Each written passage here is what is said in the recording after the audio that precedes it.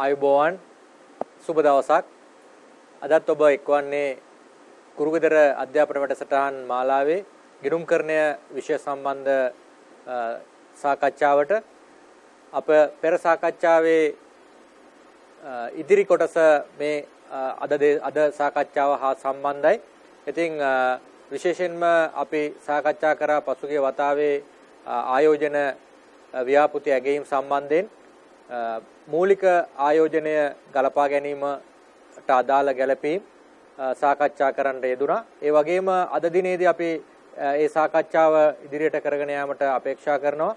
විශේෂයෙන්ම අපි පෙර සාකච්ඡාවේදී මතු කරපු කාරණාව තමයි මුදල් ප්‍රවාහ ඇස්තමේන්තු කිරීමේදී ආරම්භක ආයෝජන මුදල් ප්‍රවාහ ඇස්තමේන්තු කිරීම සහ ඒ වගේම වාර්ෂික ශුද්ධ මුදල් ප්‍රවාහ ඇස්තමේන්තු කිරීම සහ අවසාන වශයෙන් පරණත මුදල් ප්‍රවාහ ඇස්තමේන්තු කිරීම වශයෙන් ප්‍රධාන අවස්ථා තුනක් යටතේ ඒ මුදල් ප්‍රවාහ ඇස්තමේන්තු කිරීම සිදු කරන බව එහිදී අපේ ප්‍රථම අධීරයට අදාළ ගණනය කිරීම සහ යම් ක්‍රියාකාරකම් අපේ දරුවොත් එක්ක සිදු කරනු ලැබුවා. නමුත් අපිට අවස්ථාව ලැබුණේ නැහැ විශේෂයෙන් මෙහෙයුම් මුදල් ප්‍රවාහ පිළිබඳව ගලපා ගැනීමට.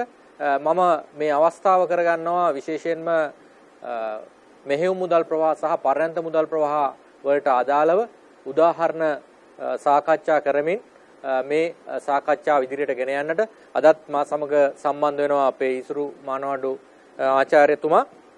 මම කැමති ඔබතුමා වෙත යොමු වෙමින් විශේෂයෙන්ම අපේ දරුවන්ට කොහොමද මේ වාර්ෂික මෙහෙයුම් මුදල් ප්‍රවාහ ගලපා ගැනීම සිදු වෙන්නේ. මෙහිදී විශේෂ කාරණා දෙකක් තියෙනවා වැදගත්. එකක් තමයි ඔබට සමහර වෙලාවට මේ ගලපා ගැනීම සිදුවන අවස්ථාවේදී ඔබ සතුව තිබෙන තොරතුරු මොනවාද? එහෙම නැත්නම් ඔබ සතුව තිබෙන්නේ ලාභයේද?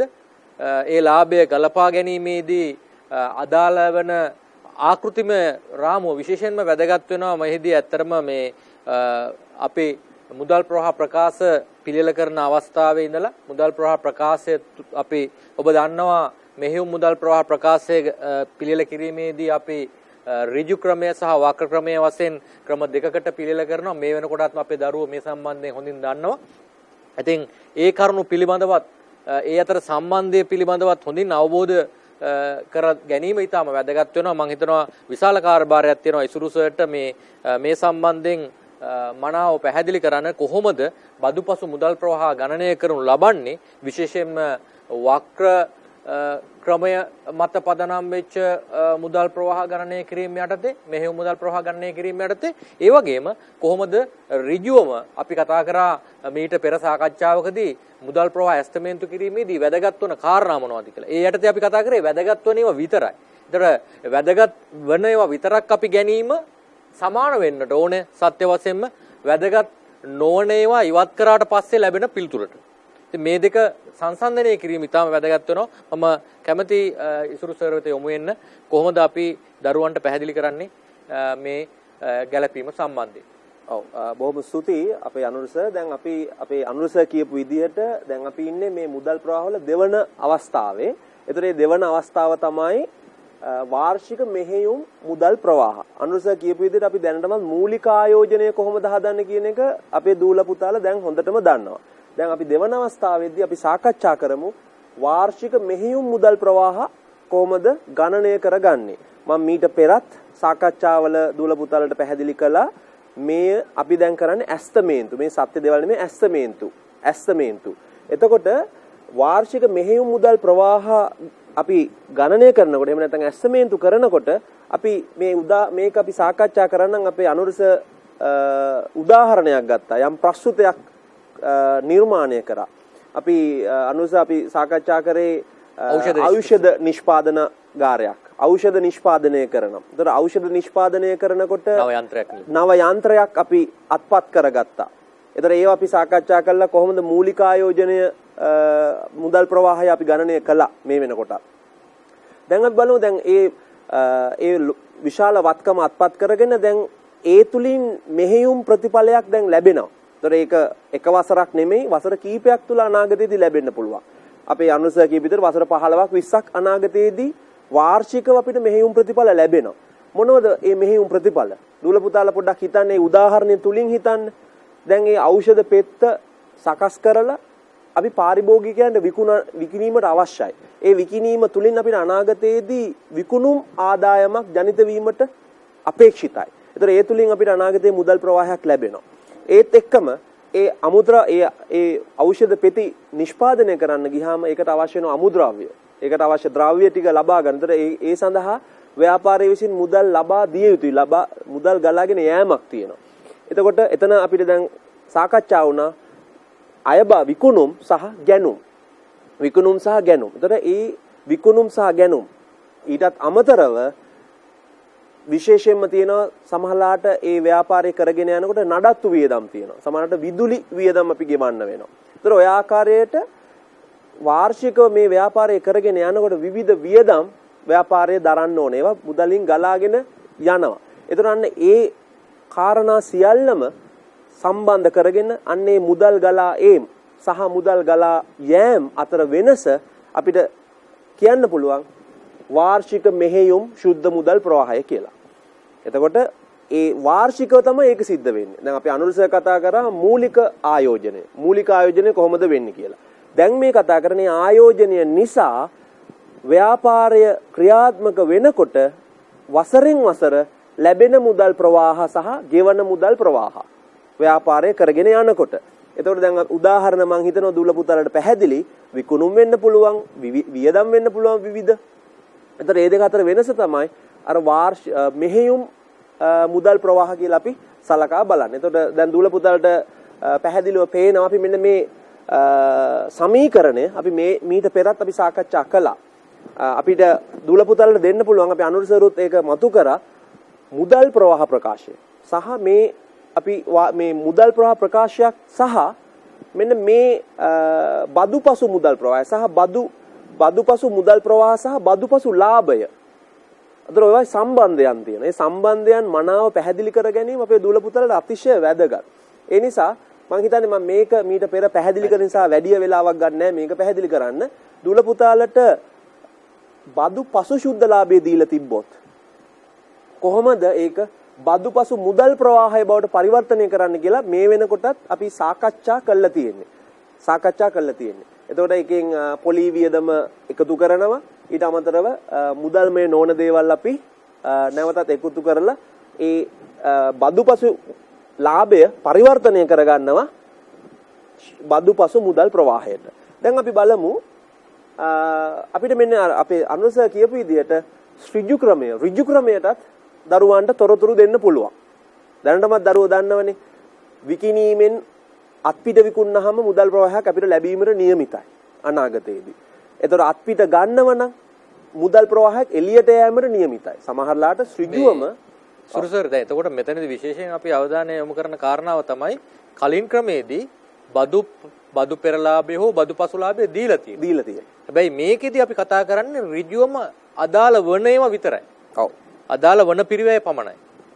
අදාළ වන පිරිවැය පමණක් ගලපා ගැනීමෙන් පිරිවැය සහ මුදල් ප්‍රවාහ ගලපා ගැනීමෙන් පමණක් කොහොමද මෙහෙයුම් මුදල් ප්‍රවාහය ගණනය කරන්නේ? මොකද අපේ දරුවන්ට සමහරලාට අපි කලින් කතා කරපු කාරණාව මේක අතර යම්කිසි ඝට්ටනයක් ඇති වෙන්නට පුළුවන්. විශේෂයෙන්ම ඒකට හේතුව තමයි මේකේ මීට පෙර අපි කතා කරේ ලාභය කොහොමද මුදල් ප්‍රවාහයට පත් කරන්නේ? මෙතන අපි දැන් ලාභයක් ගැන කතා කරන්නේ අපි කිසිම ගණනය කිරීමක් කරලා නැහැ. අපි දැන් ඇත්තටම මෙතන ලාභයට අදාළ නොවන මුදල් ප්‍රවාහයට අදාළ නොවන ඒවා ගලපලා තමයි අපි ඒ අවස්ථාවේදී අවසානයේදී මෙහෙයුම් මුදල් ප්‍රවාහය ලබා ගත්තේ. දැන් මේ අවස්ථාවේ අපි ඉසුරුසර් පැහැදිලි කරන්න උත්සාහ ගන්නේ එහෙම වෙනත් අදාළ නැති ඒවා ගැලපීම තුලින් මුදල් ප්‍රවාහ ගලපා ගන්නවා වෙනුවට අදාළ ඒවා පමණක් කරන් කොහොමද මුදල් ප්‍රවාහය ඍජු ක්‍රමයේ යටතේ ගණනය කරනවා කියන එක අදාළ ඒවා පමණයි අපි ගන්න. ඔව්. ඒක පැහැදිලි කරනවා. ඒක තමයි සර්. බොහොම එතන වැදගත් මෙන්න මේ ඍජු ආකාරයට ගන්නකොට අර දැන් අපේ අනුරු සර් කිව්වා දැන් මෙතන දරුවන්ට පේන්නේ නැහැ මොනවද? ෂෙයා වීම කියන වියදම තියෙන විදියක් නැහැ. අදාළ නැහැ. අදාළ නැහැ ඒක. මොකද ෂෙයා වීම කියන එක දැන් මෙතන මේ පැහැදිලිව දරුවන්ට පේනවා ෂෙයා වීම හැර ස්ථාරවත්කම් නඩත්තු වියදම්. ෂෙයා වීම කියන එක අතර අවශ්‍ය නැහැ. ඒ තොරතුරු අදාළ තොරතුරක් නෙමෙයි ඍජු ක්‍රමයට අපි මෙහෙයුම් මුදල් ප්‍රවාහය හදනකොට. එතකොට මේ තියෙන අපි පෙර සාකච්ඡා කර අත්පිට විකුණුම් වලින් ලැබෙන මුදල් වෙළඳ ලැබිය යුතු එතන ණයට අපි විකුණලා නම් ණය ගැතියන්ගෙන් අපිට මුදල් ලැබීමට නියමිතයි. එතකොට ඒක අපි මෙතන ධන මුදල් ප්‍රවාහය මුදල් ලැබීමක් වශයෙන් අපි ගන්න ඕන. එතකොට අත්පිට ගැනුම් වෙළඳ ගෙවිය යුතු. එතකොට මේ බදු ගෙවීම කියන එකත් වැදගත්. අපි ඍජු ක්‍රමයට ගලනවා. මුදල් ගලා යෑමක්. බද්ද ගෙවනකොට ව්‍යාපාරයෙන් මුදල් එළියට ගලාගෙන යනවා. එතකොට බදු එළියට ගෙවි ඒ කියන්නේ ගලා යෑමක් වශයෙන් අපේ දරුවන් මේක සැලකිල්ලට භාජනය කරන්න ඕන. ඊට අමතරව අපි කියපු තවත් මේ කියපු කාරණාවට අමතරව වෙනත් වියදම්. උදාහරණයක් අනුව අපි කිව්වා විදුලි වියදම් වෙන්න පුළුවන්. මේකත් එක්ක සුජුවම අදාළ වෙන වෙනත් වියදම් තියෙන්න පුළුවන්.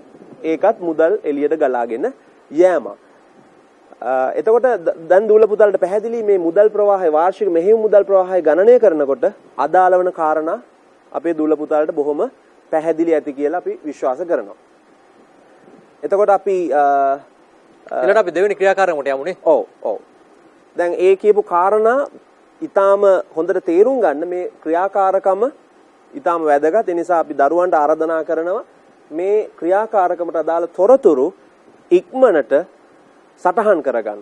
දූල පුතාලට පුළුවන් මේක සටහන් කරගන්න දූල පුතාලගේ පොතේ මං හිමීට මං කියවන ඒ කියන්නේ ලියා ගන්න පුළුවන් වේගෙන් මම කියවන්නම් දූල පුතාලට පුළුවන් එතකොට මේක සටහන් කරගන්න. ඒ වගේම දැන් මේකේ මේ පැහැදිලිව මේ තියෙන අභ්‍යාසය තුල අපි සලකන්නේ මේ අදාළ නැති ඒවා ගැන කතා කිරීමක් නෙමෙයි අදාළ ඒවා පමණක් තෝරා බේරාගෙන කොහොමද මුදල් ප්‍රවාහය ගණනය කරන්නේ වෙනත් විදිහකින් කිව්වනම් ඉසුරුස කියපු විදිහට ඍජු පදනම මත කොහොමද මේක ගණනය කරන්නේ කියන එක තමයි අපි මේ කතා කරන්නේ. ඒ නිසා මේ දරුවන් මේ කාරණා දෙක වක්‍රව ලාභය වක්‍රාකාරයෙන් දීලා තිබෙන තත්වයක් යටතේ මුදල් ප්‍රවාහ බවට පත් කරගන්න අභ්‍යාස වෙනම තියෙන්නට පුළුවන්. ඒ වගේම තවත් අභ්‍යාස තියෙන්න පුළුවන් ඍජුවම අදාළ වන තොරතුරු පමණක් දීලා තිබිලා ඒ අනුව මේ අදාළ මුදල් ප්‍රවාහ ගලපා ගැනීමේ අවස්ථාව. ඉතින් මේ ඔබට ලබා දීලා තියෙන්නේ පැහැදිලිවම කොහොමද ඍජුවම අදාළ වන මුදල් ප්‍රවාහ මුදල් ලැබීම් ප්‍රවාහ සහ යෙදවීම් ප්‍රවාහ ඔබට වෙත ලබා දීලා තියෙනවා. ඒ තුලින් කොහොමද මේ අවසානයේදී බදුපසු මෙහෙයුම් මුදල් ප්‍රවාහය ලබා ගන්න කියන එක පිළිබඳව. ඔව්. අනිත් කාරණාව තමයි අපි අනුසය කියන විදිහටම මේ මුදල් ප්‍රවාහ සියලුම දේවල් ඇස්තමේන්තු. මේවා සත්‍ය දේවල් නෙවෙයි නැවත නැවතත් කියනවා මේක නැවත නැවතත් මම කියනවා මේවා ඇස්තමේන්තු. මේ ආයෝජනය කළොතින් අනාගතයේදී ලැබීමට අපේක්ෂා කරන මුදල් ප්‍රවාහ. වසරෙන් වසර අනාගතයේදී ලැබීමට අපේක්ෂා කරන මුදල් ප්‍රවාහ. දැන් මම හිතන්නේ අපි ගාන කියමු නේද සර්? දරුවන් ලියා ගන්න ගාන ව්‍යාපාරයක යන්ත්‍රයක් මිලටගත් පසු එහි ඵලදායී ජීව කාලය වූ වර්ෂ 5 තුල මුදල් ප්‍රවාහ පහත ආකාරයට ඇස්තමේන්තු කර ඇත. ඒකේ යටතේ විකුණුම් ආදායම වැඩිවීම වර්ෂයේ 1 2 3 4 5 කියලා සටහන් කරගන්න. ඒකේ යටතේ පුතල්ට දාන්න පුළුවන් ආදායම ලක්ෂ 5යි 5,50,000යි ලක්ෂ 6යි ලක්ෂ 7යි ලක්ෂ 8යි. ඒ විදිහටම පුතල්ට පුළුවන් සරලව ලියා ගන්න වාර්ෂික ගැනුම් වියදම. ඉසුරුස එතනත් අපි පැහැදිලි කරමු මේ දරුවන්ට අපි මේ වචන යොදනකොට සීමිතව යදලා තිබ්බට මේ වර්ෂයේ ආදායම කියලා ආදායම මුදලින් ලැබීමට නියමිත ආදායම තමයි මේ තියෙන්නේ. පැහැදිලිව ලැබීමට නියමිත. ඔව්. ආදායම ඊට වඩා වෙනස් වෙන්න පුළුවන්. මුදලින් ලැබෙන ඒ වර්ෂය තුල ලැබෙන ප්‍රමාණය තමයි ආදායමේ තුල තියෙන මුදලින් ලැබෙන ප්‍රමාණය තමයි අපි මේ තුලට දක්වලා තියෙන මේ අපේ මේ ගැටලුව තුල ඇතුළත් කරලා තියෙන ආකාරය පිළිබඳව අපි මේ කියන කරුණුත් එක්ක අවබෝධ කරගන්න මේ තියෙන කාරණා මත පමණක්ම මේ තීරණ ගන්නට එපා. අපි විශේෂයෙන් කියන්නේ මේ විකුණුම් ආදායම මත මුදල් ප්‍රවාහ ලැබීම. ඒ වගේම ගැනුම් වියදම් මත කරන ගෙවීම. ඒ කියන්නේ ගැනුම් මත සිදු කරන ගෙවීම. මේ ගෙවීම කියන දැන් උදාහරණයක් වශයෙන් විකුණුම් මත සිදුවන ගෙවීම කියන එක කාරණා දෙකක් මත වෙන්න පුළුවන්. ලැබීම් කියන එක. ඒ කියන්නේ අත්පිට විකුණුම් මත ලැබෙන්න පුළුවන්. ඒ වගේම අපිට ඊළඟ කාරණාව තමයි ණයගැතියන්ගේ ලැබෙන්න පුළුවන්. ඒ වගේම ගැනුම් මත සිදුවන ගෙවීම් එකක් තමයි ඍජුවම අත්පිට ගැනුම් මත අපි යම්කිසි ගෙවීමක් කරන්නට පුළුවන්. ඒ වගේම ණය හිමියන්ට ගෙවීමක් කරන්නට පුළුවන්. මේ කාරණා දෙකම ඇතුළත් වෙනවා. මම හිතන්නේ දරුවන්ට මේ ප්‍රශ්නේ කියන ගමන් ඉසුරු සර් ඒක පැහැදිලි කරගන්න. එතකොට අපි මෙතන දරුවන්ට හිතන්න පුළුවන් මේ සියලුම දේ මේ විකුණුම් සහ ගැනුම් අත්පිට මුදල් ගලා එනවා මුදල් ගලාගෙන යනවා. එතකොට බොහොම පැහැදිලි අපේ දූල පුතාලට. දැන් ওই විදිහට දරුවන් ලියා ගන්න පුළුවන් වියදම් ගැනුම් වියදම පළමු වසර දෙවන වසර තුන්වන වසර හතරවන වසර පස්වන වසර කියලා ලියාගෙන මේ විදිහට සංඛ්‍යා ටික ලියා ගන්න 1,80,000යි 1,80,000යි තුන්වන වසරේ 1,90,000යි හතරවන වසරේ 1,02,යි පස්වන වසරේ 2,40,000යි. අපි යමු ගානේ ඉතිරි කොටසට මේ කාරණා ටිකත් අපේ දූල පුතාලට සටහන් කරගන්න පුළුවන්. තුන්වන කාරණය පළමු වර්ෂයේ විදුලි බිල රුපියල් 3,000කින් වැඩි වන අතර ඉන් පසු සෑම වර්ෂයකටම රුපියල් 1,000 බැගින් වැඩි වේ. එතකොට දැන් මේක වෙනත් මෙහෙයුම් වියදමක්. මේකත් මුදලින් ගෙවනවා කියන එක තමයි අපි හිතන්න ඕන. මුදලින් මේක ව්‍යාපාරයේ මුදලින් එළියට ගලාගෙන යනවා. එතකොට 3,000යි පළමුණු වර්ෂයේ දෙවන වසර වෙනකොට මොකද වෙන්නේ? තව රුපියල් 1,000 වැඩි වෙනවා. එතකොට දෙවන වසරේ 4,000යි ඊට පස්සේ වසරේ 5,000යි ඔය ආකාරයට ක්‍රමක්‍රමයෙන් 1,000 වැඩි වෙනවා. එතකොට ඒක සටහන් කරගන්න. ඊට පස්සේ හතරවෙනි කාරණේ අපි බලමු දරුවන් ලියා ගන්න පුළුවන්. පළමු වර්ෂයේ මෙහෙයුම් වියදම 4,000යි. පළමු වර්ෂයේ ඒ කියන්නේ මෙතන සඳහන් කරගන්න වෙනත් මෙහෙයුම් වියදම්. වෙනත් මෙහෙයුම් වියදම් 4,000කින් වැඩි වෙන අතර ඉන්පසු සෑම වර්ෂයකම 1,000 බැගින් වැඩි වේ. එතකොට දරුවන්ට පැහැදිලි 4,000යි පළවෙනි වසරේ ඊට පස්සේ සෑම වසරකම 1,000 ගානේ වැඩි වෙනවා. ඒකට ඉතුරු සර් අර 4,000කින් වැඩි වේ 3,000කින් වැඩි වේ කියන එක අපි එතනින් අදහස් වෙන්නේ පැහැදිලිවම 4,000කින් වැඩි වෙනවා කියන අදහස් වෙන්නේ මේ ආයෝජනයේ ප්‍රතිඵලයක් වශයෙන් 4,000කින් වැඩි වෙනවා කියන. ඒක තමයි වර්ධක පිරිවැය සහ ලැබීම් තමයි අපි විශේෂයෙන්ම සාකච්ඡා කරන්නේ. ඒ නිසා මේ දරුවන්ට මේ ප්‍රශ්නේ තියෙන ස්වරූපය අනුව වැරදි අවබෝධයක් ඇති වෙන්නට පුළුවන්. ඒ නිසාමයි අපි විශේෂයෙන් සඳහන් කරන්නේ ඉසුරු සරුත් නිතරම සාකච්ඡා කරනවා මේක ඇස්තමේන්තුවක්. ඒ වගේම මේ වියදම් කියලා අපි මෙතන දැම්මට මේකෙන් අදහස් වෙන්නේ මේ වියදම් කාල පරිච්ඡේදය තුලදීම අපි ගෙවනවා කියන එක.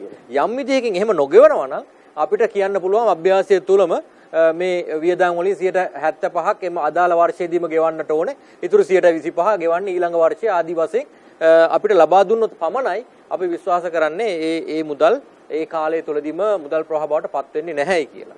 එහෙම නැති තත්වයක් යටතේ අපි හිතනවා මේ මුදල් ප්‍රවාහ ඒ කාලය තුලදීම අපි මේ වියදම් ගෙවන්න ඕන. මුදලින් ගෙවන්නට ඕන. එහෙනම් අපි ඊට පස්සේ අපි සාකච්ඡා කරමු පස්වෙනි කාරණය මේ ගානත් එක්ක සම්බන්ධ වෙච්ච වාර්ෂික ෂෙයා වියදම 5,000යි.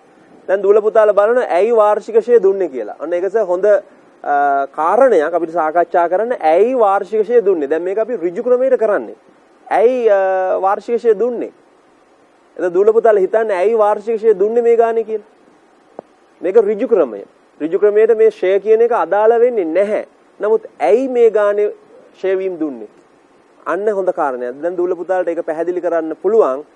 පුතේ ෂෙයා දුන්නේ අපි බදු ගණනය කරන්නේ කොහොමද?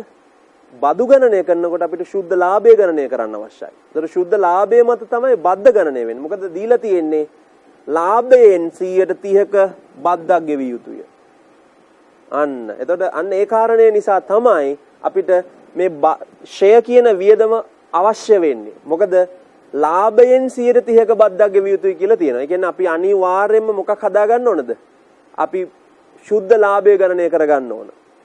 එතකොට ශුද්ධ ලාභය ගණනය කළා තමයි අපිට බද්ද කොච්චරද කියලා අපිට හොයාගන්න වෙන්නේ. අන්න ඒ නිසා මෙන්න මේ වාර්ෂික ෂෙයා වියදම දීපු එක වැදගත් මේ අවස්ථාව අනුව. ඊට පස්සේ 6 වෙනි කාරණේ කියන්නේ තුන්වන වසරේ ලියාගන්න දූල පුතාලා තුන්වන වසරේ 15000ක අලුත් වැඩියා වියදමක් දැරීමට අපේක්ෂිතයි. ඒ කියන්නේ ඒ මුදල් ප්‍රවාහය එළියට යන්නේ තුන්වන වසරේ. ඒතර ඒක අපි මේ ගාන නිර්මාණය අපි පිළිතුර නිර්මාණය කරනකොට තුන්වන වසරට අදාළව ඍණ මුදල් ප්‍රවාහයක් වශයෙන් ඒක සටහන් කිරීමට වග බලා ගන්න ඕන. අපේ දූල පුතාලට මම හිතනවා පැහැදිලි ඇති කියලා. ඒතර මේ අපෙන් ඉල්ලන්නේ මොකද්ද? වාර්ෂික ශුද්ධ මෙහෙයුම් මුදල් ප්‍රවාහය ගණනය කරන්න. ඒතර මෙතෙන්ට තොරතුරු දීලා තියෙන්නේ වාර්ෂික ශුද්ධ මෙහෙයුම් මුදල් ප්‍රවාහය ගණනය කරන්න තමයි මේ ගාණ දීලා තියෙන්නේ. මොකද මීට පෙර සාකච්ඡාවලදී මූලික ආයෝජනයට අදාළ මුදල් ප්‍රවාහයන් ගණනය කරන විදිය අපේ දූල පුතාලට අපි සාකච්ඡා කරා. අපි ගණනය කිරීම කළම පෙන්නුවා. එතකොට දැන් මේ ගානේදී අවශ්‍ය වන කාරණාව අපේ දූල පුතාලට පැහැදිලි. දැන් එහෙනම් චූටි වෙලාවක් අරගෙන පිළිතුර සපයන්න. ඊට පස්සේ අපිට පුළුවන් මොකක් කරන්නද? අපිට පුළුවන් පිළිතුර සාකච්ඡා කරන්න. හැබැයි අපි විශ්වාස කරනව නේද ඊට පෙර අපේ දූල පුතාලා මේකට පිළිතුරු දීලා තියෙනවා නම් මේ සාකච්ඡාවේ ලැබෙන ප්‍රතිලාභ ඊටාම වැඩි. ඒ නිසා දූල පුතාලා බොහොම ඉක්මනට මේකට උත්තරේ ලියන්න දැන්. පොඩි කොහොමද ලියන්නේ? ඒකට ගැළපෙන ආකෘතියක් ගොඩනගා ගන්න. ඔව් ඒකට අවශ්‍ය ඒ ආකෘතිය ගොඩනගා ගැනීමේදී ඇත්තටම වඩා හොඳයි ඔබට විස්තර ලියන්න එක තීරුවක් තියාගෙන දකුණු පැත්තේ වර්ෂ 90 තීරු කීපයකට බෙදා ගන්න පුළුවන් නම් වර්ෂ මේකේ ජීව කාලයේ වත්කමේ ජීව කාලයේ දීලා තිබෙනවා ඔබට වසර 5ක් කියලා. ඒ කියන්නේ විස්තරය සඳහා එක තීරුවක් සහ වර්ෂ 1 2 3 4 5 දක්වා තීරු කරගන්නට පුළුවන් නම් ඔබට ඊටාම පහසුවෙන් පුළුවන්කම ලැබෙනවා මුදල් ලැබීම් ප්‍රවාහ සහ යෙදවීම් ප්‍රවාහ හඳුනාගෙන ඊට අදාළ තොරතුරු මේ ප්‍රශ්න මේ ගැටලුව තුලින්ම ලබාගෙන සඳහන් කරන්නට. එතකොට ඒ අනුව පුළුවන්කම ලැබෙනවා අපිට මෙහෙයුම් මුදල් ප්‍රවාහ අවසාන වශයෙන් ගලපා ගන්නට. ඉතින් මේ ආකෘතියක් නිර්මාණය කරගෙන අපි එකෙන් එකට ගියොත් මේ දරුවන්ට අපි අවස්ථාව දීලා තියෙනවා මේ ගණන් හදන්න. මේ අපි සාකච්ඡා කරන ගමන්ම ඔබ සියලු දෙනාට පුළුවන්කම තියෙනවා මේකේ ගණන් හදන්න. මේකේ තියෙනවා විකුණුම් වලින් ලැබීම් පිළිබඳව දීලා තියෙනවා ඒ වර්ෂ වලට අදාළව. ඒ වගේම දීලා තියෙනවා වාර්ෂික ගැනුම් සඳහා ගෙවීම් ඒ වර්ෂ වලට අදාළව ඊටාම පැහැදිලිව දීලා තියෙනවා. ඒ වගේම පොඩි ගණනය කිරීම කීපයකුත් ඔබට තියෙනවා. පළමු වර්ෂයේදී විදුලි වියදම 3000යි. ඉන් පසුව සෑම වර්ෂයකම 1000 බැගින් වැඩි වේ. එතකොට 3000කින් පටන් ගත්තා නම් ඊළඟ වර්ෂයේ තව 1000ක් වැඩි වෙනවා. නේද? එතකොට 4000යි. ඊළඟ අවුරුද්දේ තවත් 1000ක් වැඩි වෙනවා. 5000යි. යනාදී වශයෙන් ඔබට පුළුවන් මේ ගැළපීම් කරන්න. ඒ නිසා මේ සඳහා වේලාව ලබා දෙමින් ඉසුරුසර් අපි ප්‍රමාණවත් වේලාවක් ලබා දීලා අපි සාකච්ඡාවට යමු නේ. ඒක තමයි. දැන් දූල පුතාලා අපි විශ්වාස කරනවා දැන් සැකවින් පිළිතුරු සපයන වෙති කියලා අපි හිතනවා. දැන් මොකද ඒකේ වැදගත්කම නේද අනුස මේ උත්තර ලියලා තිබ්බොත් මේක සංසන්දනයක් කරන්න පුළුවන් ඔයාලා හිතපු විදියයි නිවැරදි පිළිතුරයි අතර මොන හරි වෙනසක් තියෙනවද කියලා දූල පුතාලට පොඩි විශ්ලේෂණයක් කරගන්න පුළුවන්. ඒ නිසා දැන් අපි බලමු කොහොමද පිළිතුර නිර්මාණය කරන්න කියලා. මේ තියෙන්නේ පිළිතුර. එතකොට දැන් දූල පුතාලට පේනවා පිළිතුර පළමු වසර, දෙවන වසර, තුන්වන වසර සහ හතර පහ. ඔය ආකාරයට වර්ෂ 5ක්නේ මුදල් ප්‍රවාහයන් දීලා තියෙන්නේ. එතකොට ඒ වර්ෂයේ අපි දැන් තේරුම් ගන්න ඕන මම අර ඉස්සෙල්ලා කිව්ව විදියට මේ ගානේ මොකක් හදා ගන්න ඕනද මේකේ දීලා තියෙනවා අපිට යම් කාරණයක් මෙන්න මේ බදු අපි තේරුම් ගන්න ඕනේ මෙන්න මේ බද්ද කියන එක දීලා තියෙන්නේ අපිට දීලා තියෙන්නේ percentage එකක්. එතකොට අපි අනිවාර්යයෙන්ම බදු පෙර ශුද්ධලාභය හොයා ගන්න වෙනවා 130ක්. එතකොට 130ක්. එතකොට ඒක නිසා අපි ඒ කාරණාවත් ඔළුවට අරගෙන මේකේ බදු පෙර ශුද්ධලාභය අපි හොයාගමු. කොහොමද හොයාගන්නේ? විකුණුම් ආදායම පළවෙනි වසරේ ලක්ෂ 5යි. ඒක දාගන්න.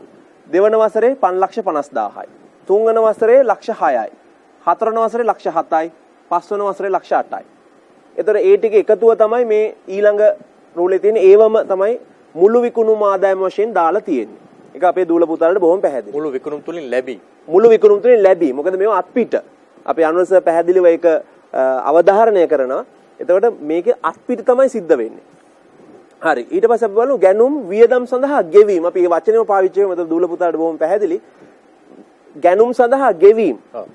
1,80,000යි. ඒක ඍණ. ඒක ව්‍යාපාරයෙන් එළියට යනවා. ඒක නිසා අපි වරහන් ඇතුලේ දාන්න දූල පුතාලා දන්නවා වරහන් ඇතුලේ දාන්නේ එළියට යනවා ඍණ මුදල් ප්‍රවාහ. දෙවන වසරේ 1,80,000යි. තුන්වන වසරේ 1,90,000යි. හතරවන වසරේ ලක්ෂ 2යි. අවසාන වසරේ එහෙම නැත්නම් පස්වන වසරේ 2,40,000යි. ඊට පස්සේ විදුලි වියදම. දැන් දූල පුතාලා බොහොම සටහන් කරගෙන තියෙන ගාන එහෙනම් අපි එහෙම විශ්වාස කරනවා. ඔව් පළවෙනි කරුණු දෙකම දීලා තිබ්බා ඒ විදිහට. ඒ විදිහටම. දැන් කිසිම ගණනය කිරීමක් නැහැ. දැන් හැබැයි ඊළඟ කාරණාව ඉඳන් අර දීපු අතිරේක තොරතුරු හොඳට කියවලා තේරුම් ගන්න ඕනේ මුදල් ප්‍රවාහය හරියාකාරව තීරණය කරන්න.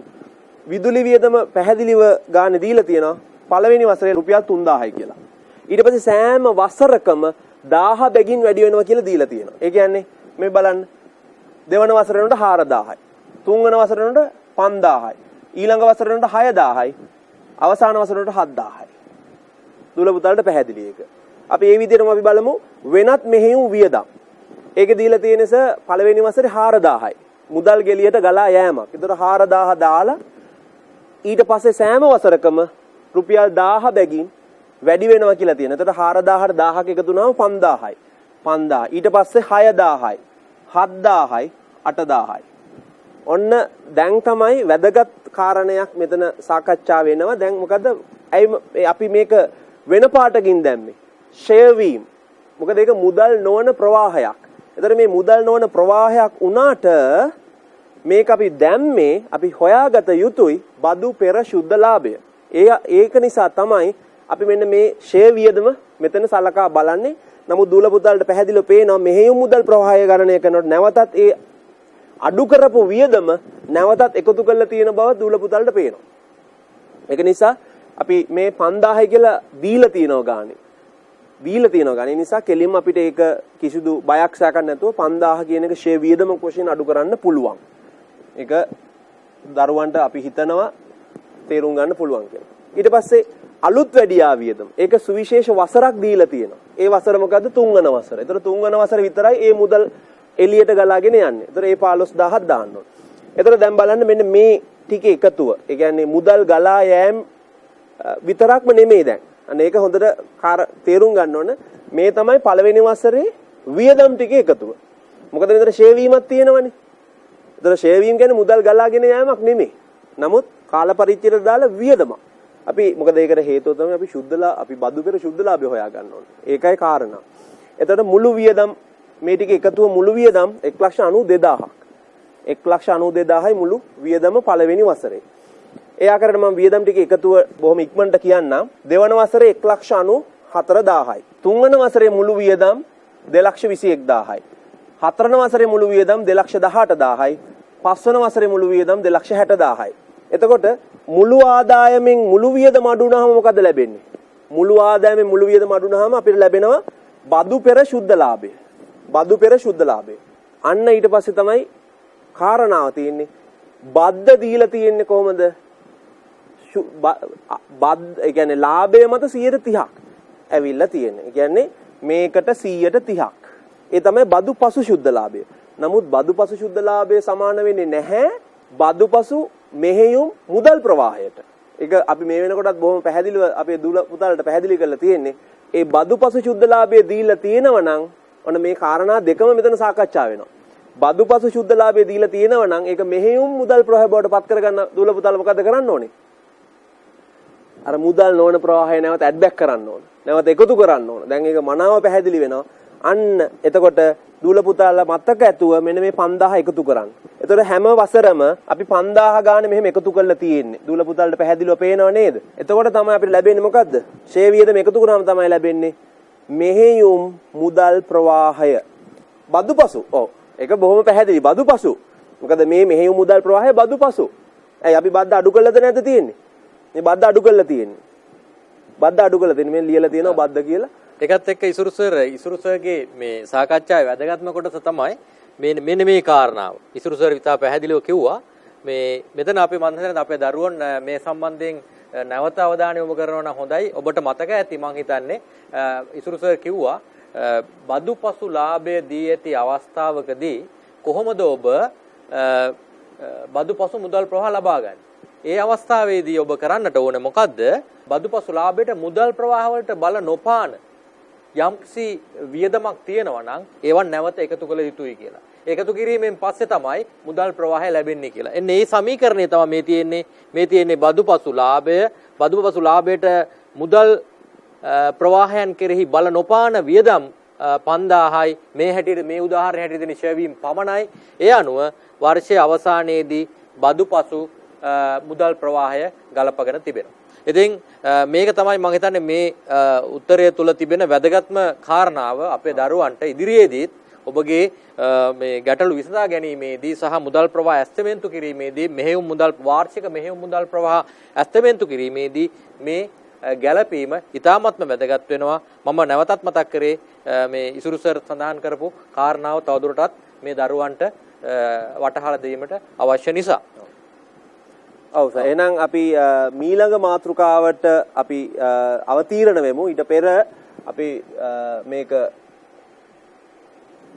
ඉවත් කරලා අපි යමු ඊළඟ මාතෘකාවට පර්යන්ත මුදල් ප්‍රවාහ. දැන් පර්යන්ත මුදල් දැන් අපි කාරණා දෙකක් සාකච්ඡා කරලා ඉවරයි නේද අනුස? එහෙමයි. ඒ කියන්නේ මූලික ආයෝජනයේ මොනවද මුදල් ප්‍රවාහ, ඊට පස්සේ වාර්ෂික මෙහෙයුම් මුදල් ප්‍රවාහ අපි සාකච්ඡා කරලා අවසానයි.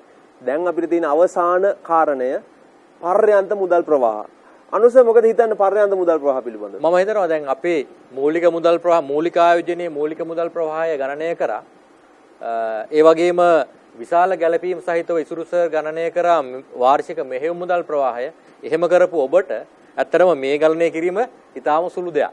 ඒකට හේතුව මේ මොකද්ද? අපි කියන්නේ පර්යන්ත මුදල් ප්‍රවාහය නැත්නම් අපි ටර්මිනල් කෑෂ් ෆ්ලෝස් කියලා කියනවා. මේකෙන් අදහස් වෙන්නේ කාල පරිච්ඡේදයේ අවසානයේදී එහෙම නැත්නම් ඔබ යම් කිසි වත්කමක් අත්පත් කරගත්තා වෙන්න පුළුවන්. අපේ කලින් උදාහරණයට අනුව නම් යන්ත්‍රයක් අත්පත් කරගත්තා වෙන්න පුළුවන්. ඒ යන්ත්‍රයේ ආර්ථික ජීව කාලය වසර 10ක් නම් ඒ වසර 10 අවසානයේ කියන්නේ 10 වෙනි වසර අවසානයේදී අපිට උද්ගත වන්නා වූ මුදල් ප්‍රවාහයන් මොනවාද කියන එක තමයි මේ පර්යන්ත මුදල් ප්‍රවාහයට අපි සාකච්ඡා කරන්නේ. එහිදී විශේෂයෙන්ම වැදගත් වෙන්නේ මොනවද?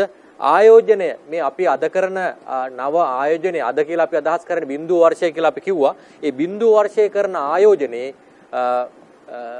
වසර 10ක් අවසානයේ එහෙම නැත්නම් ඒ ජීව කාලයේ අවසාන වන දිනේ ඒ වත්කම අපි අද මිලදී ගන්නා වත්කම විකිණිය හැකි මිල අලෙවි කර හැකි මිල තමයි මේ මෙහිදී විශේෂයෙන්ම සුම්බුන් අලෙවි කිරීමෙන් එහෙම නැත්නම් අපි විශේෂයෙන් සුම්බුන් කියන වචනයටත් වඩා අපි කරන ආයෝජනය ජීව කාලයේ අවසානයේදී අලෙවි කිරීමෙන් අපිට උද්ගත වන්නා වූ මුදල් ප්‍රවාහය. ඒක තමයි පළවෙනි කාරණාව විශේෂයෙන්ම වැදගත් වෙන මේ අවසාන වර්ෂයේදී ලැබෙන මුදල් ප්‍රවාහය වශයෙන් අපි ගන්න. ඊළඟට දෙවෙනි කාරණාව තමයි අපි කිව්වා මේ යන්ත්‍රයක් තිබ්බට යන්ත්‍රය ක්‍රියාත්මක වෙන්න නම් අපිට තවත් විවිධ වූ අමුද්‍රව්‍ය අවශ්‍ය වෙනවා.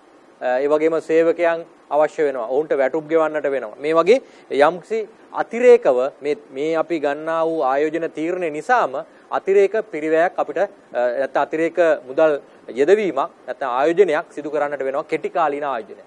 ඒවා අපි කිව්වා කාරක ප්‍රාග්ධනය කියලා. ඒ ආරම්භයේ යෙදවපු කාරක ප්‍රාග්ධනය මේ ව්‍යාපෘතිය වසර 10කින් හෝ 15කින් හෝ 50කින් අවසාන වෙන අවස්ථාවේදී අපිට මුදල් කරගැනීමේ නැත්නම් නැවත ආවරණය කරගැනීමේ හැකියාව තියෙනවා. ඒ ආවරණය කරන ප්‍රමාණයත් මුදල් ලැබීම් ප්‍රවාහයක් වශයෙන් අපි සැලකිල්ලට ගත යුතුයි. එතකොට කාල පරිච්ඡේදයේ අවසානයේ එහෙම නැත්නම් මේ ආර්ථික ජීව කාලයේ අවසානයේදී ඒ අවසාන වර්ෂයේදී අපිට කාරණා දෙකකින් ප්‍රධාන වශයෙන් මුදල් ප්‍රවාහ ලැබෙනවා. එකක් තමයි පවත්නා අපේ අලුත් වත්කම විකිණීම නිසා අපිට ලැබෙන මුදල් ප්‍රමාණය. ඒ වගේම ඊළඟ කාරණාව තමයි මේ අපි මුලදී ආයෝජනය කරපු ඒ කාරක ප්‍රාග්ධනය නැවත ආවරණය කර ගැනීම තුලින් ලැබෙන මුදල් ප්‍රමාණය. එතන මේ මුදල් ප්‍රවාහ දෙකේම එකතුවක් තමයි අපි මේ පර්යන්ත මුදල් ප්‍රවාහ කියන්නේ. ඇත්තටම අපි මේකට උදාහරණයක් ගැනීම අවශ්‍ය නැහැ. මොකද ඊටම සරල නිසා මම කැමති ඊළඟ ක්‍රියාකාරකමට යන්න. ඒ ක්‍රියාකාරකම තුල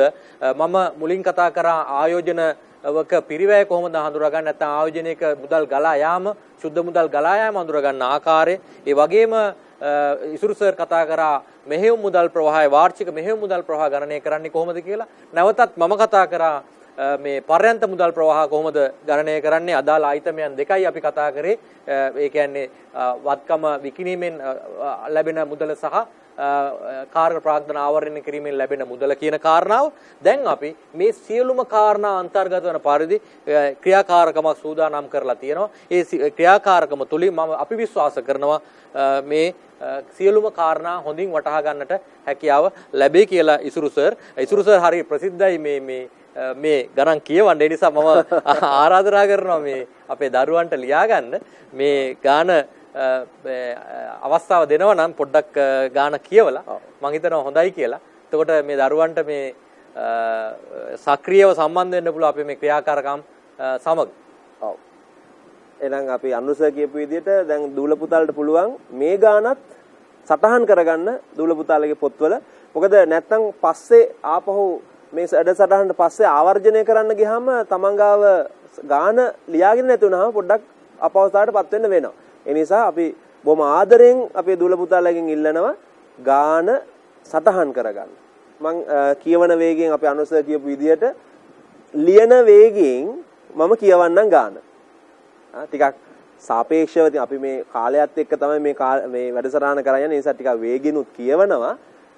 හරි. දැන් ලියා ගන්න. මම හිතලා දැනනවා පටන් ගෙන නැති නේ අනුසර් මේ ළමයි ලියා ගන්න පටන් ගෙන නැති. හොඳයි. අරලිය ව්‍යාපාරයට අවශ්‍ය යන්ත්‍රයක් මිලට ගැනීමට අදාළ තොරතුරු මෙසේය. නව යන්ත්‍රයේ මිල 7,50,000යි. නව යන්ත්‍රය සවිකිරීමේ වියදම රුපියල් 50,000යි. ආරම්භක කාරක ප්‍රාග්ධනය රුපියල් 50,000යි. වරහන් ඇතුලේ එය ඵලදායී ජීව කාලයේ අවසානයේදී ලබාගත හැකිය. වරහන ඇරියන වරහන වහන්නත් ඕනේ. ඊට පස්සේ දැනට පවතින යන්ත්‍රය රුපියල් 20000කට විකිණිය හැකි බව තක්සේරු කර ඇත. දැනට පවතින යන්ත්‍රය රුපියල් 20000කට විකිණිය හැකි බව තක්සේරු කර ඇත. අපි බලමු මේ ගානේ ඉතිරි කොටස. නව යන්ත්‍රයට අදාළ අපේක්ෂිත තොරතුරු මෙසේය. අපේක්ෂිත තොරතුරු අපි නිතරම ඇස්තමේන්තු අවධාරණය කළ කාරණයක් ඒක. මේ කරන්නේ ඇස්තමේන්තු. ඒ කියන්නේ පළවෙනි කාරණය පළමු වර්ෂයේ විකුණුම් රුපියල් 1,50,000යි. එය වාර්ෂිකව 10% බැගින් වැඩි වේ. එය වාර්ෂිකව 10% බැගින් වැඩි වේ. දෙවැනි කාරණය පළමු වර්ෂයේ වියදම රුපියල් 50,000යි. 2 හා 3 වර්ෂවල වියදම පෙර වසරට සාපේක්ෂව 10% බැගින් වැඩි වන අතර 4 හා 5 වර්ෂවල වියදම පෙර වසරට සාපේක්ෂව 10% බැගින් අඩු වේ. ඊළඟ කාරණාව යන්ත්‍ර ෂය වාර්ෂිකව 1,50,000කි. ලාභය මත බද්ධ ඊළඟ කාරණාව ලාභය මත බද්ධ 40%කි. ඊට පස්සේ අවසාන කාරණාව යන්ත්‍රයේ ඵලදායී ජීව කාලය වූ වර්ෂ 5 අවසානයේ සුන්බුන් අගය රුපියල් 50,000ක් ලබාගත හැකි වේ. නැත්නම් සුන්බුන් අගය රුපියල් 50,000යි. සරලව ලියා ගන්න පුළුවන්. මේ සම්පූර්ණ වචනම අවශ්‍ය නැහැ. සරලව අවශ්‍ය කාරණය අපේ දූල පුතාලා ලියා ගන්න පුළුවන්. හොඳයි. දැන් ඔන්න අනුසර් මම ගාන කියෙව්වා. දැන් අපි ගාන කියුවට පස්සේ ඊළඟ වැදගත්ම කාරණාව තමයි ගානේ මොනවද තිබුණත් ඔබගෙන් ඉල්ලන්නේ මොනවද? නැත්නම් ඔබට ලබා දෙන උපදෙස් මොනවද? අපි ඊළඟ අවශ්‍ය වන්නේ. ඔව්. මේ දර්ශනය දිහා බැලුවොත් ඔබට පේනවා අවශ්‍ය වන්නේ ඔබ විසින් කළ යුතු වන්නේ මොනවද? පළවෙනි එක මූලික ආයෝජනයේ වටිනාකම ගණනය කිරීම. එහෙනම් මූලික ආයෝජනයේ වටිනාකම ගණනය කිරීම. දෙවෙනි කාරණාව තමයි වාර්ෂික මෙහෙයුම් මුදල් ප්‍රවාහ ගණනය කිරීම. තුන්වෙනි අවස්ථාව තමයි පර්යන්ත මුදල් ප්‍රවාහ ගණනය කිරීම. ඊළඟට මේ ඇස්තමේන්තු සියල්ල සකස් කරාට පස්සේ මේ සුද්ධ මුදල් ප්‍රවාහයන් දැක්වෙන පරිදි මේ කියන වගුවක් පිළියෙල කිරීම. මේ කියන කාරණා තමයි ප්‍රධාන වශයෙන් අපි ඔබගෙන් අපේක්ෂා කරන්නේ. දැන් අපි අර ඉසුරු සර් කිව්වා වගේ කියවන විට ලියාගත්ත වැදගත් කරුණු. දැන් අපි මම කැමති ක්‍රියාකාරකම ආරම්භයට යන්න. ක්‍රියාකාරකම ආරම්භයේ තියෙනවා ඔබට ලබා දීලා. දැන් පළවෙනි කාරණාව අපිට මූලික ආයෝජනයේ සුද්ධ මුදල් ප්‍රවාහය ගණනය කිරීමනේ. එතකොට අපි මේකේ පළවෙනි ක්‍රියාකාරකම ආරම්භයේදීම ඔබට ලබා දීලා තියෙනවා. හොඳින් බලා ගන්න. මෙන්න නව යන්ත්‍රයේ මිල දීලා තියෙනවා. ඊට පස්සේ නව යන්ත්‍රයේ ගේන්න සවි කරන්න ගිය පිරිවැය අපේක්ෂිත පිරිවැය දීලා තියෙනවා. ඒ වගේම නව යන්ත්‍රයේ මිලදී ගැනීමේ තීරණය ගැනීම හේතු කොටගෙන නව එහෙම නැත්නම් අතිරේකව අවශ්‍ය වෙන කාර්ක ප්‍රාග්ධනය දීලා තියෙනවා. ඒ වගේම දැනට තියෙන යන්ත්‍රය රුපියල් 20000කට අලෙවි කරන්නට පුළුවන් කියලා දීලා තියෙනවා. දැන් මේ කරුණු ටික පමණයි සත්‍ය වශයෙන්ම ඔබට අදාළ වෙන්නේ මූලික ආයෝජනයේ ශුද්ධ මුදල් ප්‍රවාහය ගණනය කරන්න. එතකොට ප්‍රථමයෙන්ම ඔබ නව යන්ත්‍රයේ මිලට එකතු කරන්න ඕනේ නව යන්ත්‍රයේ සවි කිරීමේ මිල 7,50,000යි 50,000යි මේ දෙකේ එකතුව තමයි අපි ලක්ෂ 8 ඒක තමයි ඇත්ත සත්‍ය වශයෙන්ම පිරිවැය බවට පත් වෙන්නේ යන්ත්‍රයේ පිරිවැය අදාළ යන්ත්‍රයේ පිරිවැය ඒ කියන්නේ නව යන්ත්‍රයේ පිරිවැය බවට පත් වෙන්නේ ඒක සර් එතන වැදගත් වෙන්නේ මොකද සර් ඒ නව යන්ත්‍රයේ පිරිවැය අපි මේ දැන ගැනීම වැදගත් වෙන්නේ මොකටද නව යන්ත්‍රයේ පිරිවැය වැදගත් වෙන්නේ සත්‍ය වශයෙන්ම අපිට මේ ෂයවීම් ගලපා ගැනීමේදී පිරිවැය තමයි අපි ෂය කරන්නේ. පිරිවැයෙන් සුද්ධ උපලබ්ධියගේ පිරිවැයෙන් සුම්බුන්නගයක් තිබෙනවා නම් ඒ සුම්බුන්නගය අඩු කරලා ඉතිරි වෙන ප්‍රමාණය තමයි මේ ව්‍යාපෘතියේ ජීව කාලය පුරා බෙදා හරින්නේ. ඉතින් අපි ඉදිරියේදී ඒවා සම්බන්ධ දැන් අපිට ඕන කතා කරන්න පුළුවන් ඇත්තටම. දැන් මේකේ ඊළඟ කොටසේ තියෙනවා මෙතන පිරිවැය ලක්ෂ 8යි. පිරිවැය ලක්ෂ 8යි සුම්බුන්නගය අපිට ලබා දීලා තියෙනවා.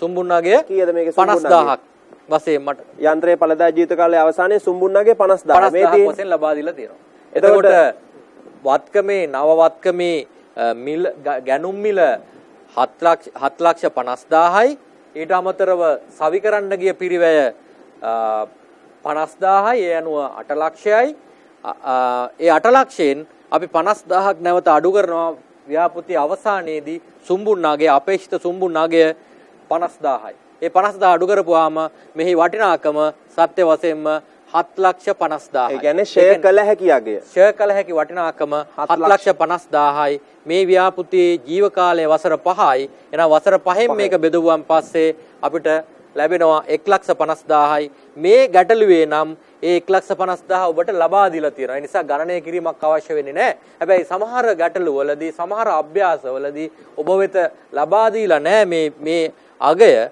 එවැනි අවස්ථාවකදී මෙවැනි ආකාරයට ගණනය කිරීමක් අවශ්‍ය වෙනවා. ඉතින් අපි මම කැමති දැන් උත්තරය දෙසට අවධානය යොමු කරන්න කොහොමද මූලික ආයෝජනයේ මුදල් ගලා යාම ශුද්ධ මුදල් ගලා යාම ගලපලා තියෙන ආකාරය පිළිබඳව. දැන් ඔබට ඊටාම පහසුවෙන් අඳුරා ගන්නට පුළුවන්. අපි කතා කරමු වැඩි වෙලාවක් ගත යුතු නෑ. මේ නව යන්ත්‍රයේ මිල, නව යන්ත්‍ර සවි කිරීමේ පිරිවැය, ඒ වගේම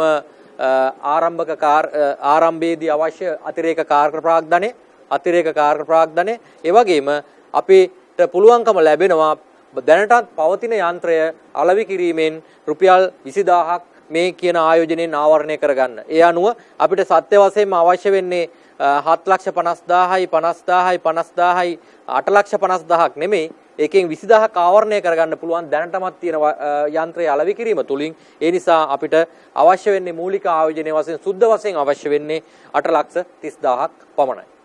ඉතින් අපි ඊළඟ කොටසට ගියොත් එහෙම මෙහෙයුම් ප්‍රතිඵල පිළිබඳව වාර්ෂික මෙහෙයුම් ප්‍රතිඵල පිළිබඳව මම හිතනවා ඉස්සෙල්ලා ගැටලුවේ කලින් අපි කතා කරපු ගැටලුවේ ඉසුරු සර් ඉතාම පැහැදිලිව සාකච්ඡා කරපු නිසා මම වැඩි අවධානයක් යොමු කරන්න බලාපොරොත්තු වෙන්නේ නැහැ. නමුත් මම කෙටියෙන් පැහැදිලි කරන්නම් අපිට ලැබිලා තියෙන කාලය සමග මේ ඔබ දකින්නේ විකුණුම් තුලින් උද්ගත වන මුදල් ප්‍රවාහ. විකුණුම් තුලින් උද්ගත වන මුදල් ප්‍රවාහ අපේ ගැටලුවේ දීලා තියෙනවා පළවෙනි වසරේදී 1,50,000යි 1,50,000 වසරක් පාසා 10% බැගින් වැඩි වෙනවා කියලා. දැන් ඔබට ඔබ විභාගේ ලියන වසරේ විශේෂ දෙයක් තිබෙනවා. ඒ තමයි ඔබට ගණක යන්ත්‍ර භාවිතා කරන්න පුළුවන්. ඉතින් ඇත්තටම මේකේ ඒ සතුටුදායක ආරංචිය සමග ඔබ කොහොමද ගණක යන්ත්‍රය භාවිතා කරන්නේ 10% බැගින් වැඩි වෙනවා නම් ඒ කියන්නේ මේ මාසේ 100 නම් ඊළඟ අවුරුද්ද 110 වෙනවා. එතකොට මේ නම් අපිට පුළුවන් 1,50,000 වැඩි කිරීම 100ට 110 එහෙම නැත්නම් 1.1 1.1න් වැඩි කරා නම් අපිට ලැබෙනවා 1,65,000. 1,65,000 නැවතත් 1.1කින් වැඩි කරා නම් 1,81,500 ලැබෙනවා. ඒ නැවතත් 1.1කින් වැඩි කරා නම් මේ ආකාරයට අපිට අවශ්‍ය උත්තර ලබා ගැනීමේ හැකියාව තිබෙනවා. ඊළඟට මේ ගෙවීම් මුදල් ගලා යාම් පැත්ත ගත්තොත් මෙහෙයුම් වියදම් 50,000යි. ඊළඟට අපිට ගැටලුවේ කියනවා කොහොමද අපිට ගැටලුවේ කියන්නේ ඉසුරු සර් මේකේ කියනවා 10% බැගින් දෙවන වසර සහ තුන්වන වසරේ වසර වියදම පෙර වසරට සාපේක්ෂව 10% බැගින් වැඩි වෙනවා. එතකොට පෙර වසරට සාපේක්ෂව 10%කින් වැඩි වෙනවා කියන්නේ 50,000 තිබ්බ එක ආයෙත් නැවතත් 1.1කින් නැත්නම් 110%න් වැඩි කරන්නට ඕනේ. එතකොට 55,000යි ඊළඟ වසරේදී නැවතත් 100%, 110න් එහෙම නැත්නම් 1.1කින් වැඩි කරපුවාම 60500යි. ඊළඟ අවුරුද්ද මොකද වෙන්නේ? අඩු වෙනවා. අඩු වෙනවලු 110කින්. එහෙනම් 110කින් අඩු වෙනකොට මොකද කරන්නේ අපි? එහෙනම් 90ක් වෙන්න ඕනේ. එහෙම නැත්නම් 9න් ගුණ කරන්නට ඕනේ. මේ ලැබිච්ච අගය 60500 වැඩි කිරීම 0.9. එහෙම නැත්නම් 90 54450යි. ඊළඟට නැවතත් 54450 වැඩි කිරීම 90 නැත්නම් 0.9 ඔබට ලැබෙන පිළිතුර 49005යි. මේ ආකාරයට මේ ගණනය කිරීම කරන්නට පුළුවන්. ෂෙවීම සෑම අවසරකම එකම ගාන ඔබට ලබා දීලා තියෙනවා 1,50,000 බැගින් කියලා. ඒ නිසා මේ ඔබට මුදල් ලැබීම් ප්‍රවාහ වලින් මුදල් මෙතන වියදම් ප්‍රමාණය අඩු කරපුවම වියදම් කියන වචනේ පාවිච්චි කරේ හරි පරිස්සමට. මොකද හේතුව මෙතන ෂෙවීම් තියෙනවා. කලිනුත් ඉසුරු සර් ඒ සම්බන්ධයෙන් කීව නැත්තම් කියන්න බලාගෙන ඉන්න ඉසුරු සර් මේක සම්බන්ධයෙන්. ඒ නිසා මම වෙලාව ඉතුරු කරගන්නත් ඕන නිසා මම මෙතෙන්ට පාවිච්චි කරා වචනයක්. මොකද්ද මේ මෙහෙයුම් වියදම්. මේ මෙහෙයුම් වියදම් අඩු කිරීමෙන් පසු අපිට ලැබෙනවා බදු පෙර ලාභය. බදු පෙර ලාභය මත තමයි බද්ද අය කරන්නේ. මෙතන බද්ද අපිට ගැටලුවේ කියලා තියෙන්නේ ඉසුරු සර් 140යි කියලා. 140ක බද්දක් අපිට පුළුවන්කම ලැබෙනවා මේවා මේ බදු ප්‍රමාණය හඳුනා ගන්න. ඒ බදු ප්‍රමාණය හඳුනාගත්තට පස්සේ බදු පෙර ලාභයෙන් ඔබ කළ යුතු යන්නේ කුමක්ද? බද්ද අඩු කළ යුතුයි. බද්ද අඩු කරාට පස්සේ ඔබට ලබා ගන්න පුළුවන් බදු පසු ලාභය. ඒ බදු පසු ලාභය ලබාගත් ඔබට අවශ්‍ය වෙන්නේ පැහැදිලිවම මේ ව්‍යාපෘති ඇගීමේදී නැත්නම් මේ ප්‍රාග්ධන ව්‍යාපෘති ඇගීමේදී බදුපසු මුදල් ප්‍රවාහ බවට පරිවර්තනය කරගන්නට නම් මොකද්ද කරන්න ඕනේ? නැවත ෂෙවීම් හෝ වෙනත් මුදල් නොවන වියදම් තිබෙනවා නම් අපේ මේ ලාභය ගණනය කරන අවස්ථාවේදී ගලපන ලද ඒ සියලු දේ නැවත එකතු කළ යුතු වෙනවා. ඒ එකතු කිරීමෙන් අපිට බදුපසු මුදල් ප්‍රවාහ ලබා ගන්නට පුළුවන්. මේක තමයි ක්‍රියාවලිය. ඉතින් අපිට ලැබිලා තියෙන සීමිත තව පර්යන්ත අපි පර්යන්ත කාරණාවක් මතක් කරා. අපි මේ කාලයත් එක්ක ගනුදෙනු කරන වෙලාවේ මේ පර්යන්ත මුදල් ප්‍රවාහ දැන් අපි කතා කරා ආරම්භක ආයෝජනයේ ආරම්භයේ සුද්ධ මුදල් ප්‍රවාහ. ඊළඟට අපි දැන් ගලපලා පෙන්නවා වසර 5ක ජීව කාලය පුරාවට කොහොමද වාර්ෂික මුදල් ප්‍රවාහ ගණනය කරන්නේ බදු පසු. ඒ වගේම අවසානික පර්යන්ත මුදල් ප්‍රවාහ ඊටම සරලයි. අවසානයේදී අපිට ලැබෙන්නේ දැනට මිලදී ගත්ත නවවත්කම විකිණීමෙන් අපිට ලැබෙනවා 50000ක් කියලා අපිට ගැටලුවේ තියෙනවා. ඒ වගේම සුම්බුන් අගය, ඒ වගේම කාරක ප්‍රාග්ධනය අපිට ආවරණය කරගන්න පුළුවන් කියලා තියෙනවා ව්‍යාපෘතිය. නැත්තම් මේ ජීව කාලයේ අවසානයේදී 50000ක්. ඒ අනුව අවසාන වර්ෂයේ මුදල් ලැබීම් ප්‍රවාහයක් වශයෙන් මේ ලක්ෂ්‍ය අපිට හඳුනා ගන්නට හැකියාව තිබෙනවා. අපි අනුස ඊට පස්සේ අපි දරුවන්ට පෙන්නමු මේක කොහොමද ආකෘතියක් වශයෙන් පෙන්වන්නේ කියලා නේද? ඔව්. ඒක මම හිතන්නේ ප්‍රශ්නෙත් අපේ තිබුණා. ඒක අපිට අමතක වුණා. ඇත්තටම මේ ආකෘතිමය වශයෙන් ගත්තාම ඔබගේ විභාගය තුල අපි විශේෂයෙන්ම ඉල්ලීමක් කරලා තිබුණා. මොකද්ද මේ ප්‍රශ්නය තුල ඉල්ලීමක් කරලා තිබුණා.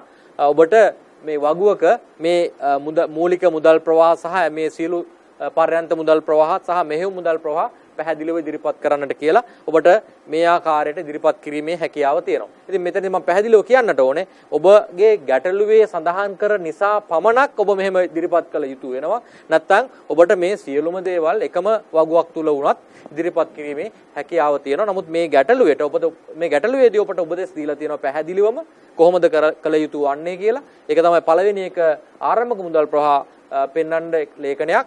ඒ වගේම දෙවෙනි කාරණාවේදී මෙහෙයුම් මුදල් ප්‍රවාහ පෙන්වන්න ලේඛනයක්.